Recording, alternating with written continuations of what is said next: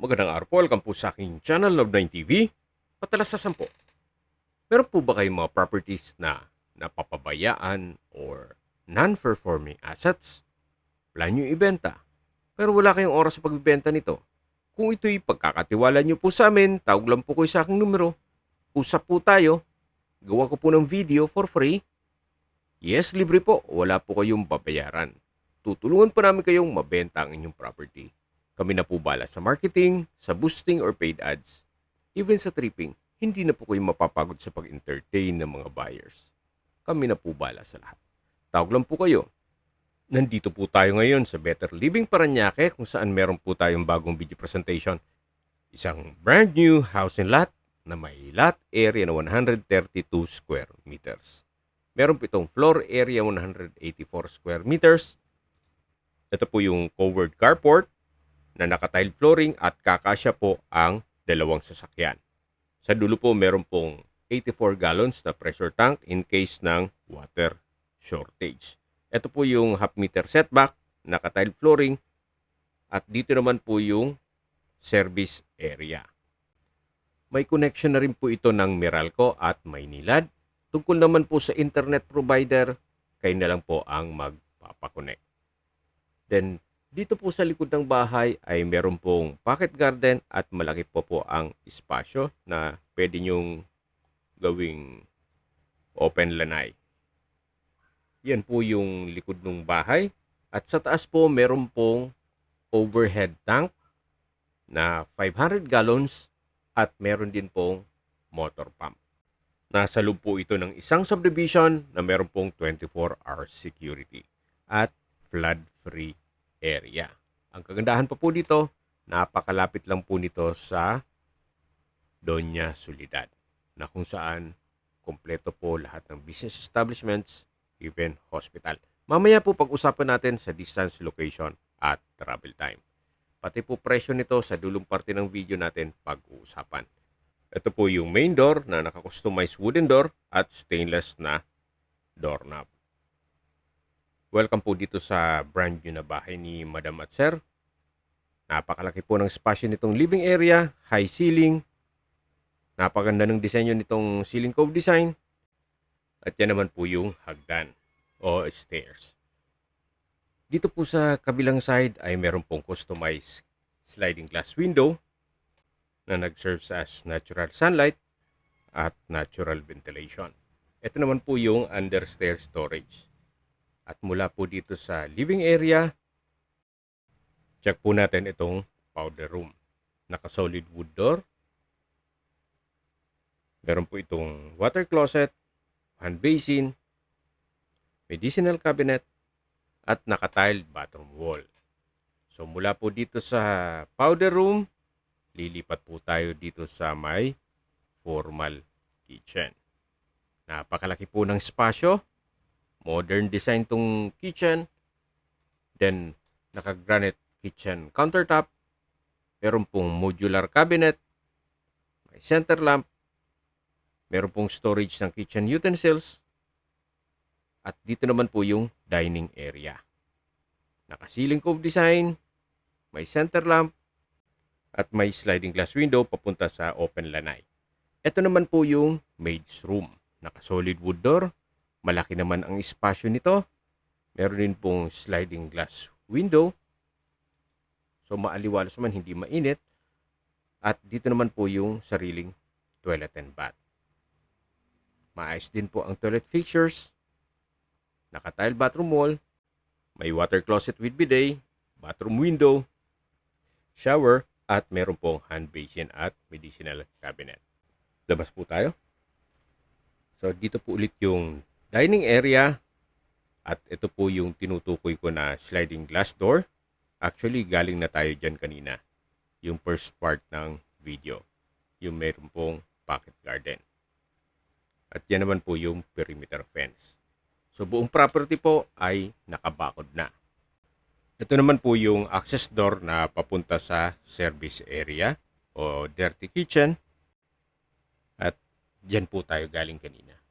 Ito po yung daan papunta dun sa garahe o harapan ng bahay. Balik po ulit tayo dito sa loob. So ito po ulit yung dining area.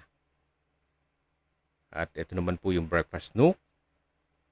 Then yung kitchen countertop. May gas range, range hood, at stainless sink with faucet. Balik po ulit tayo dito sa living area o salas na napakaaliwalas po. At yan po yung main door. Then paglabas yung garahe. Akyat po tayo, samahan niyo po ako. Ito pong hagdan ay naka-wooden staircase, wooden handrail, at railing. Nandito na po tayo sa second floor. Ito po yung hallway na papunta sa mga kwarto. At yan po yung hagdan kung saan tayo galing kanina na meron pong staircase window. Ito naman po yung master's bedroom. Naka-solid wood door. Napakalaki po ng spasyo. Maganda tong kombinasyon nitong kulay, nitong flooring at wall. Then meron pong customized glass windows. Then naka-ceiling cove design.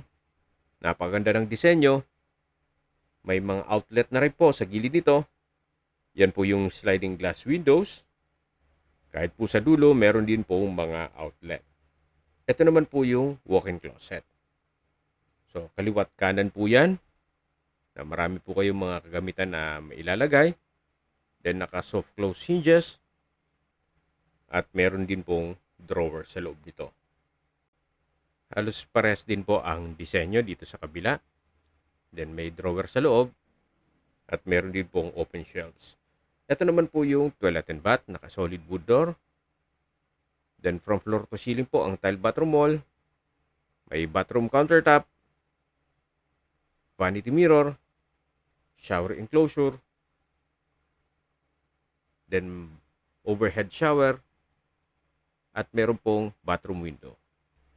From floor to ceiling din po ang tile bathroom wall. Labas na po tayo. So ito po ulit yung walk-in closet na kanina na i-present ko na sa inyo.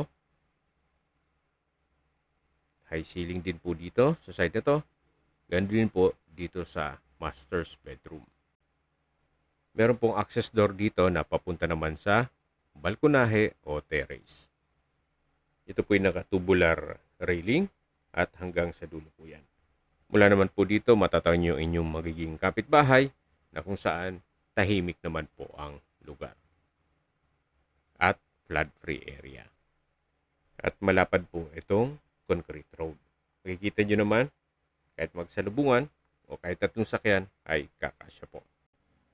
Pasok na po tayo sa loob para check natin ibang parte nitong bahay. Tunghayin nyo po ulit itong master's bedroom. Napakalaki po ng espasyo at napaganda nitong tile flooring. So mula po dito sa master's bedroom, lalabas po tayo. Balik po ulit dito sa hallway. At ito naman po yung second bedroom. Naka-solid wood door. Then sa spasyo, malaki din po ito. Meron pong customized glass window. May mga outlet na rin sa gilid nito. Napaganda nitong tile flooring. High ceiling. May center lamp. May malaking glass window. Merong wardrobe. At may sariling toilet and bath. Meron din pong hand basin, water closet with bidet. Medicinal cabinet. Shower enclosure. Naka-tile bathroom wall. May shower at meron pong bathroom window. Ito po yung second bedroom na may sariling toilet and bath. Tunghayin nyo po ulit bago tayo lumabas. So naka-solid wood door na rin po ito at ito po ulit yung hallway. Yan yung hagdan. At balik tayo dito sa hallway para ma-present ko sa inyo itong third bedroom. Naka-solid wood door. Then spasyo, ganun din po. Malaki din po ang mga kwarto dito.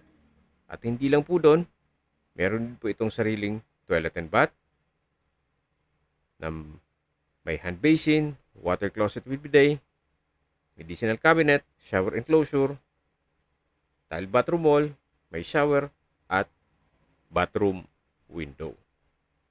So, kompleto po. Every room ay meron pong toilet and bath. At malaki ang mga espasyo. Meron pong customized glass window.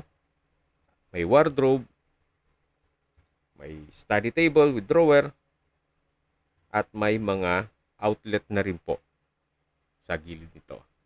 Napakaganda po ng floor plan, maaliwalas ang setup, hindi magulo. Magaling po ang arkitekto nito.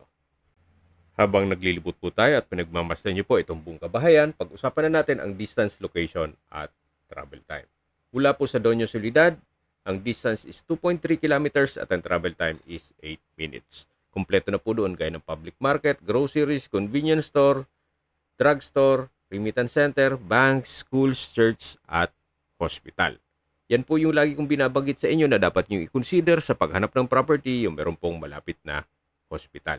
Hindi ko naman po sinasabing sakitin kayo, yan naman po for emergency purpose lang naman.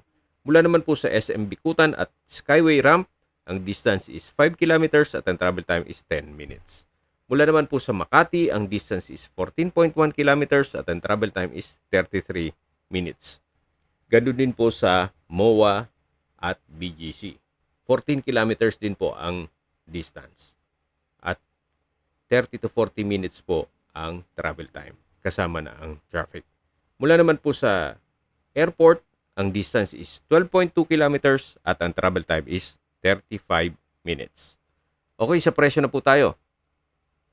Binebenta po ito ni owner sa halagang 13.8 million pesos.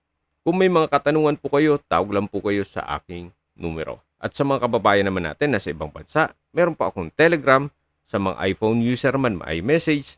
Meron din pong Imo, Skype, Viber at WhatsApp. Same number lang po,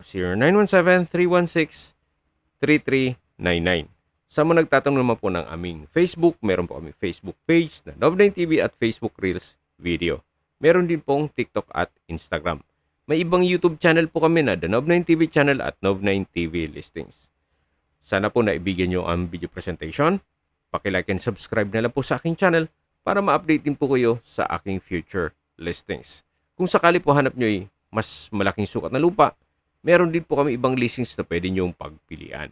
Huwag po kayo mag-atubiling tumawag sa amin, then let us know your budget para malaman namin kung anong property pwede naming elok sa inyo. Sa lahat pong viewers, subscriber at nagtiwala po sa amin, salamat po sa suporta. Ingat po kayo lagi at yung pamilya. Maraming salamat po.